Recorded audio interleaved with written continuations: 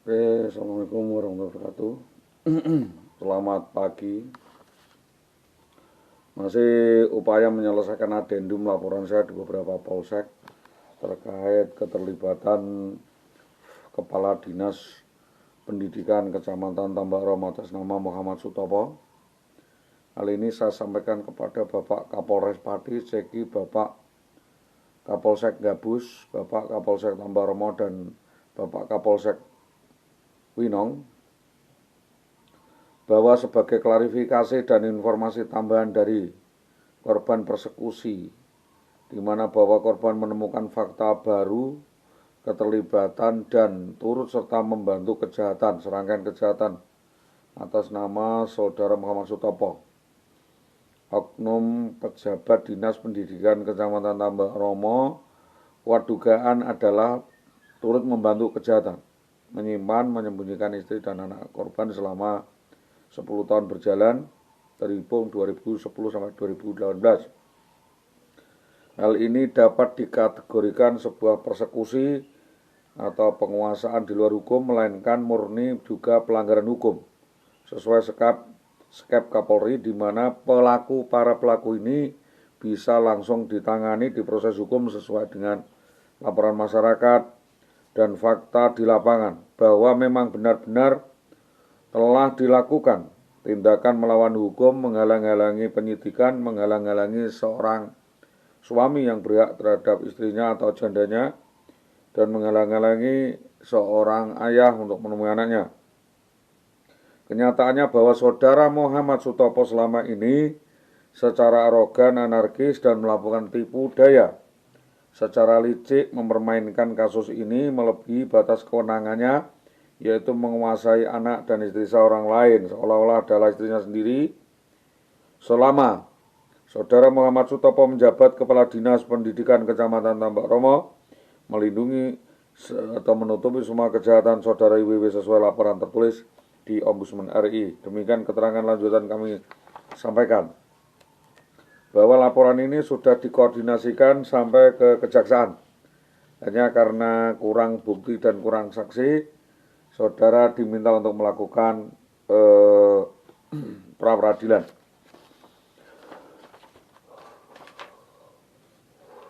Selanjutnya adalah atas perbuatan para pejabat di Dinas Pendidikan ini, Saudara Solihuddin menderita penderitaan yang sangat mendalam, yaitu penderitaan batin, penderitaan lahir juga. Maka dalam hal ini adanya tindak pidana yang dilakukan Saudara IWW sebelum perceraian atau menggugat cerai, maka syarat-syarat ketentuan yang kita sampaikan, kita ajukan kepada negara untuk mulai dilaksanakan, yaitu terkait dengan penyaluran insentif tunjangan suami. Bahwa bagi sebuah lembaga perkawinan, dalam catatan adanya perceraian itu wajar asalkan masuk akal, tidak mengandung rekayasa, pencurian, penggelapan, tipu daya, dan rekayasa bohong yang diduga dilakukan selama Saudara IWW masih sah menjadi suami. Apalagi Saudara IWW adalah seorang PNS yang harusnya menjadi panutan atau patut menjadi seladan dan menjadi istri yang baik, membantu suami dan dalam membesarkan anak-anak bersama. Ternyata di dalam tengah jalan ini Saudara IWW sudah berkongsi, berkoordinasi, bekerja sama dengan Bambang Permadi, oknum anggota Polsek Sukolilo, yang dibantu oleh mungkin rekan kerjanya namanya Wanto, ya, juga oknum polisi, Besut, oknum aparat juga dibantu. Selain Besut adalah Ansori, yang semua ini adalah permainan kasus yang dirancang Gunadi, Suntari, Purwaito, Gunadi, dan Genjik dengan motif-motif tertentu di Karangwotan, juga Rakiman Bodeh. Dan bahwa di tengah jalan saudara-saudara tersebut, ya, yang mengaku anggota polisi, melakukan persekusi, melakukan penculikan, dan melakukan aksi menggondol kabur atas perempuan dan anak melakukan manipulasi dan permufakatan jahat dengan memanfaatkan kedudukan seorang pejabat di Dinas Pendidikan Kecamatan Tambaromo dan seorang oknum anggota dewan. Atas pertimbangan dan klarifikasi yang tertulis ini dan saya sampaikan dan saya baca, harusnya tuntutan itu memuat hal-hal yang harusnya digunakan di dalam mengambil keputusan dengan pertimbangan dan pemikiran mendalam dan penyelidikan apakah dari awal tentang permohonan izin cerai dan izin cerai itu mempunyai dasar yang kuat atau tidak di dalam penyelesaian kasus fair sharing. Harusnya sebagai bahan di dalam membuat pemikiran pertimbangan, seorang atasan yang bersangkutan duduk bersama dan melakukan diskusi meminta keterangan secara sinergis dan akurat, objektif dari berbagai sumber yang bersangkutan atau pihak lainnya yang tanpa pandang dapat memberikan keterangan meyakinkan. Apalagi ini menyangkut marwah PNS. Pandangan saya bahwa seorang pejabat itu harusnya memanggil secara normatif, memberi saran dan pendapat secara keilmuan, secara pengetahuan dan secara hierarkis birokratis, serta melakukan langkah-langkah preventif sebelum terjadi sesuatu, diantaranya di SD 03 Tambaromo, dan hal itu tidak dilakukan oleh saudara Muhammad Sutopo. Mengingat seorang pejabat adalah abdi negara, abdi masyarakat yang harusnya menjadi tokoh teladan yang baik, panutan bagi masyarakat.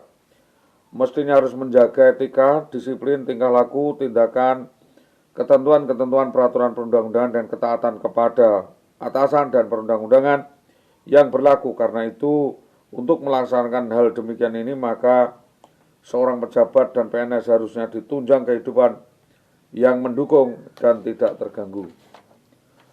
Apa yang dimaksud dengan tuntutan gugat verban atau verbal terbalik ini atau faide ini yang dilakukan oleh oknum guru di SD Tambaromo dimaksud?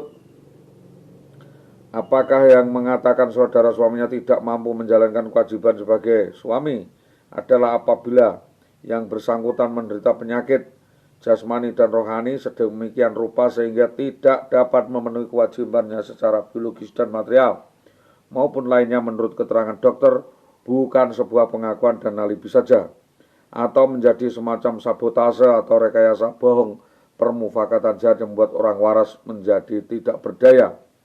Karena sudah ada janji-janji jika saudari IWW menjadi PNS, selanjutnya besok akan membantu balik dan membantu perekonomian keluarga. Tapi ternyata setelah menjadi PNS, saudari IWW ini berkhianat dan lari tunggang langgang untuk menikmati hidupnya dengan demenannya atau selingkuhannya atas nama Bambang Permatidan atau lainnya. Menurut keterangan huruf B tentang cacat permanen cacat badan dan penyakit yang tidak dapat disembuhkan adalah apabila S yang bersangkutan menderita cacat badan menyeluruh atau sebagian, permanen atau semi permanen atau piuritan menurut keterangan dokter yang sukar disembuhkan, maka IWW mengatakan bahwa suaminya menderita cacat jiwa dan gila ini adalah modus politik dan bau badannya kesut dan sebagainya keterangan saudara IWW. Dalam investigasi lanjutan menurut pasal C huruf C dapat ditafsirkan bahwa tidak dapat memberi keturunan atau apabila S yang bersangkutan tergugat menurut keterangan dokter cacat atau impoten tidak mungkin memberi keturunan atau sudah melakukan pernikahan lebih dari 10 tahun namun tidak menghasilkan keturunan. Di dalam keterangan di Polsek Winong versi Pak Weknyo, Harto dan saudara SH tidak dapat bereaksi menurut keterangan IWW demikian rupa.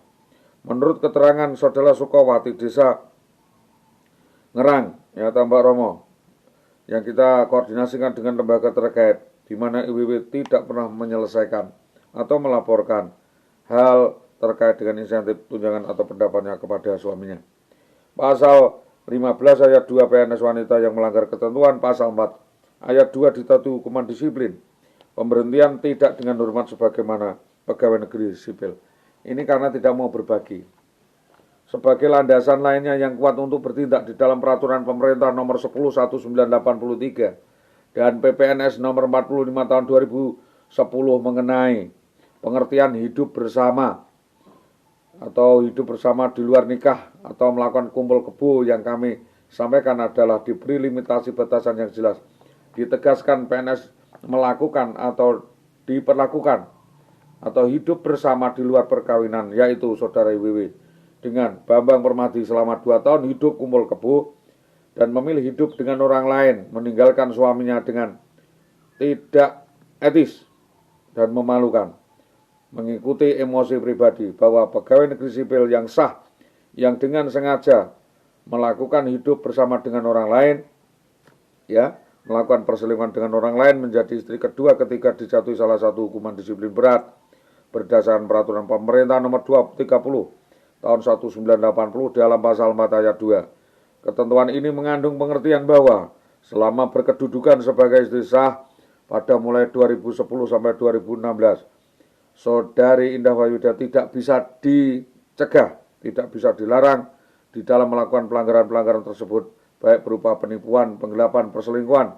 dan hubungan-hubungan tidak etis atau asusila dengan rekan kerja maupun atasannya, dan itu berjalan terus sampai dengan putus perceraian. Bahwa faktor penentu penyebab longgarnya etika adalah tidak jelasnya tatanan etika dan bagaimana penanganan sanksi di dinas pendidikan karena pelanggarannya berbeda.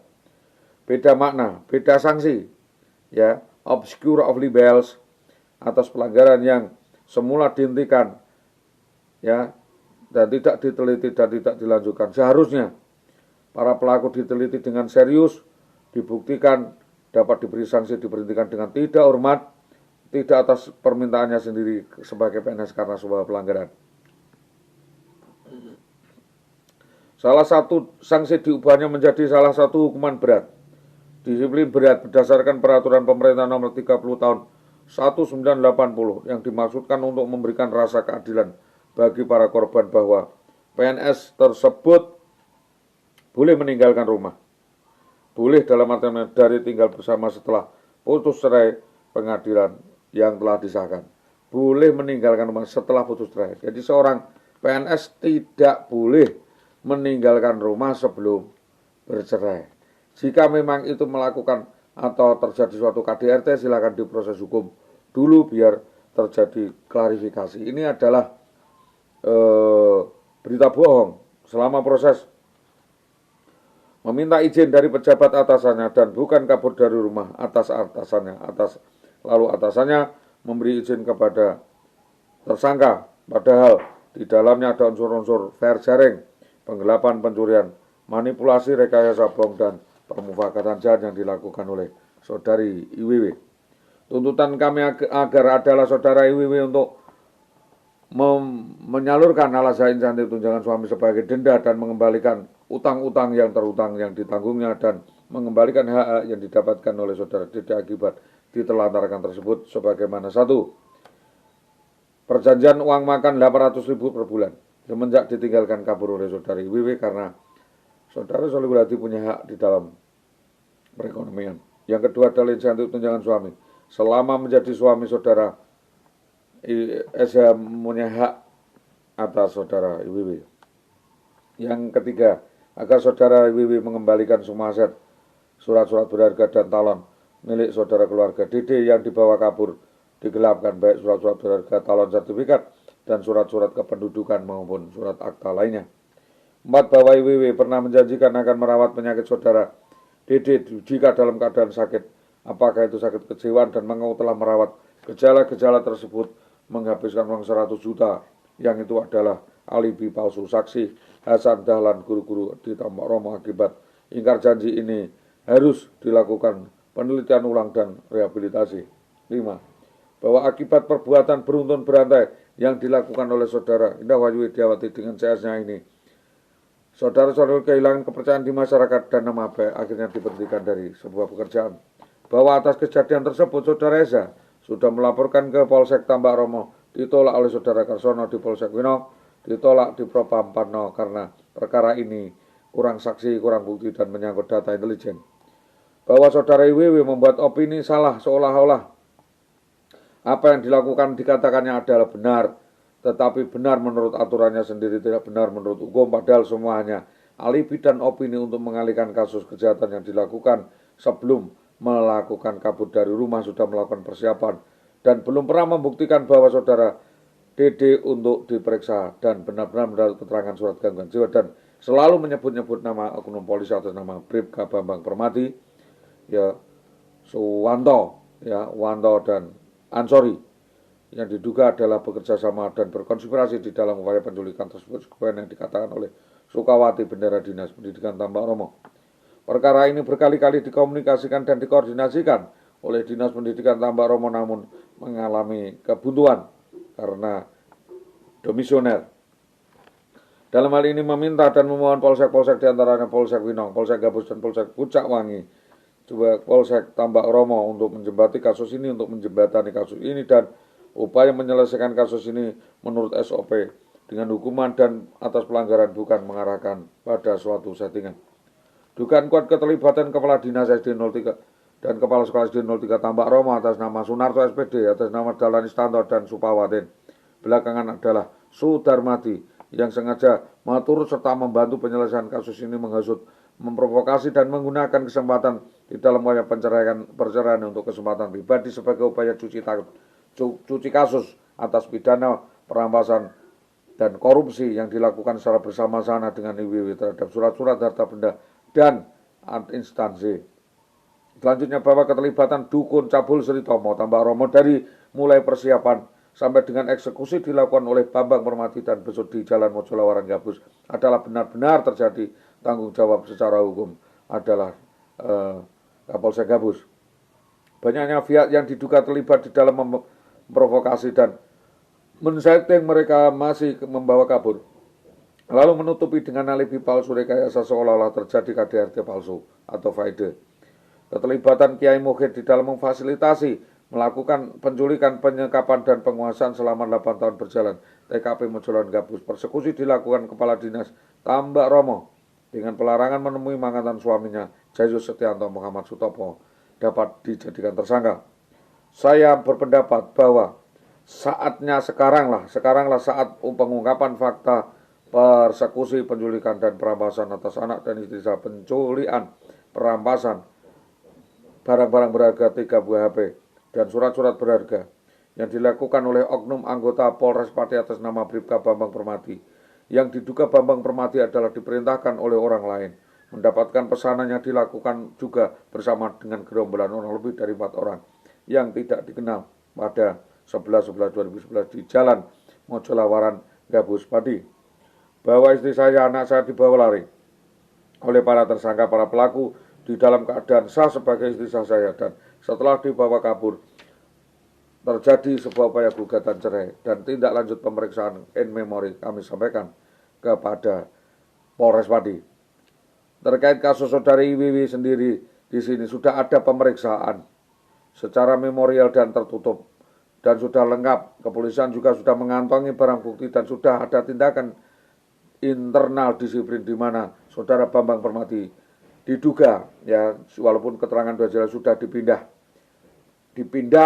tugaskan, ya belum dibebas tugaskan, dipindah tugaskan dari Polres Pati ke satuan lain di mana Bambang Permati oknum anggota Polres Pati ini yang melakukan persekusi dan menggondol kabur atas IWW dan anak saya sejak 2011 sampai dengan sekarang belum ada titik terang.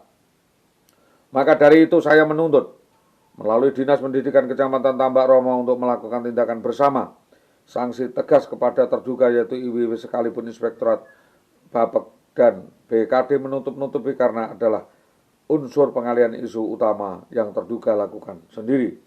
Hal ini harus menjadi kesepakatan bersama MOU atau moratorium agar di kemudian hari tidak terjadi hal serupa atau semacam ini dan menjalar kepada yang lain karena supremasi hukum dan penegakan hukum di Pati sangat lemah. Sebagai koreksi serupa dengan apa yang dilakukan IWW harus mulai ditindak tegas dan peradilan harus adil, rapat dan dapat diandalkan oleh masyarakat.